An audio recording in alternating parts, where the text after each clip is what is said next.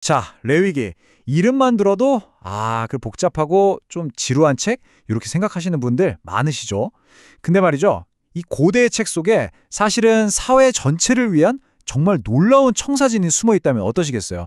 오늘 저랑 같이 그 비밀 한번 제대로 파헤쳐 보겠습니다. 솔직히 레위기 딱 펼치면 뭐랄까 복잡한 제사법에 지금 우리 삶과는 별 상관없어 보이는 규정들이 막 쏟아지잖아요. 그래서 이런 생각이 들 수밖에 없어요. 아니 이거 그냥 옛날 사람들한테나 필요했던 이상한 규칙들 모아놓은 거 아니야? 하고 말이죠. 하지만 만약에 그게 전부가 아니라면요? 그 법들 하나하나가 사실은 아주 급진적이고 새로운 사회를 꿈꾸는 그런 거대한 설계도였다면 어떨까요? 이번 시간을 통해 여러분은 레위기가 그냥 낡은 규칙 모음이 아니라는 걸 알게 되실 겁니다. 정의롭고 또 온전한 공동체를 위한 하나의 청사진이었다는 걸 말이죠. 자, 그럼 그 첫 번째 단서부터 한번 찾아볼까요? 이 거대한 청사진의 첫 번째 기둥, 바로 온전한 삶입니다. 레위기 18장에서 20장을 들여다보면요. 모든 것의 시작이 바로 개인과 관계의 온전함, 즉 거룩함에 있다는 걸 알 수 있습니다. 그러니까 이 법들의 진짜 목표는 단순히 이거 하지 마, 저것도 안 돼 하고 금지하는 게 아니었어요. 그 너머에 훨씬 더 큰 그림이 있었던 거죠. 바로 온전함이라는 핵심 가치를 딱 세우고 그걸 중심으로 주변 세상과는 완전히 구별되는 이스라엘만의 독특한 공동체 정체성을 만들어가는 것, 그게 진짜 목표였습니다. 보시면 아시겠지만 이 차이가 정말 극명하게 드러나요. 당시 주변 민족들이 따르던 그런 풍습들 있죠. 뭐 우상 숭배가던가 성적으로 문란한 문화 같은 것들이요. 이것과는 완전히 반대 방향으로 가는 겁니다. 이스라엘은 그런 것들 대신에 관계의 온전함을 통해서 거룩한 백성이 되라는 완전히 새로운 삶의 방식을 제시받은 거죠. 이게 바로 이 공동체의 가장 기본적인 바탕이었어요. 좋아요. 그럼 이 청사진을 어떻게 매일의 삶 속에서 실천할 수 있었을까요? 참 놀라운데요. 그들은 시간 그 자체에 이 원리를 녹여냈습니다. 단순히 법을 지켜라 이게 아니라 삶의 리듬, 그 흐름 속에서 자연스럽게 거룩함을 살아내도록 설계한 거죠. 그리고 그 중심에는 바로 제사장들이 있었어요. 레위기 21장, 22장을 보면 이들이 그냥 제사만 지내는 사람이 아니라는 걸 알 수 있습니다. 아니, 그 이상이었죠. 제사장들은 삶 자체가 남달라야 했어요. 구별된 삶을 살면서 거룩한 것을 대하는 태도는 바로 이런 것이다 라는 걸 온몸으로 보여주는 일종의 살아있는 기준점이죠. 모델이 되어야 했던 겁니다. 그리고 이런 원리가 제사장들한테만 머무는 게 아니라 모든 백성의 삶으로 쫙 퍼져나갑니다. 레위기 23장에 나오는 절기들을 보면요.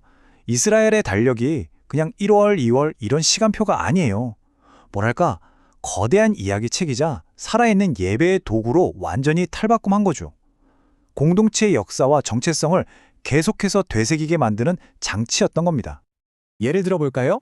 6월절이 되면 이집트에서의 구원을 기억하고요. 오순절이 되면 풍성한 수확의 기쁨을 나누죠.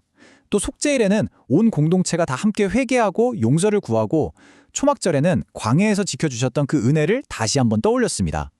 이렇게 해마다 반복되는 이 리듬을 통해서 구원의 이야기가 그냥 옛날 이야기가 아니라 살아있는 현실로 민족의 삶 속에 아주 깊이 뿌리내리게 된 거죠. 자, 이제 이 청사진에서 어쩌면 가장 파격적이고 또 가장 사회적인 부분으로 넘어가 볼까 합니다. 바로 레위기 25장에 나오는 경제에 관한 법입니다. 모든 건 이 숫자 7에서 시작돼요. 7년마다 돌아오는 안식년에는요, 땅을 경작하지 않고 그냥 쉬게 둬야 했습니다. 이게 그냥 땅의 생산력을 높이기 위한 농업 기술 같은 게 아니에요. 그보다 훨씬 깊은 의미가 있죠. 바로 이 땅의 진짜 주인은 우리가 아니다 라는 걸 인정하고 선포하는 행위였던 겁니다. 그리고 이 7년 주기가 7번, 그러니까 49년이 지나고 난 다음 해, 바로 50년째가 되면 이건 뭐 비교도 안 될 만큼 엄청난 일이 벌어집니다. 우리가 희년이라고 부르는 그야말로 위대한 경제 리셋의 해가 찾아오는 거죠. 희년이 딱 선포되면 대체 무슨 일이 일어났을까요? 자, 보세요. 첫째, 모든 빚이 그냥 다 사라집니다. 탕감되는 거예요. 둘째, 어쩔 수 없이 종이 되었던 사람들이 전부 자유의 몸이 됩니다.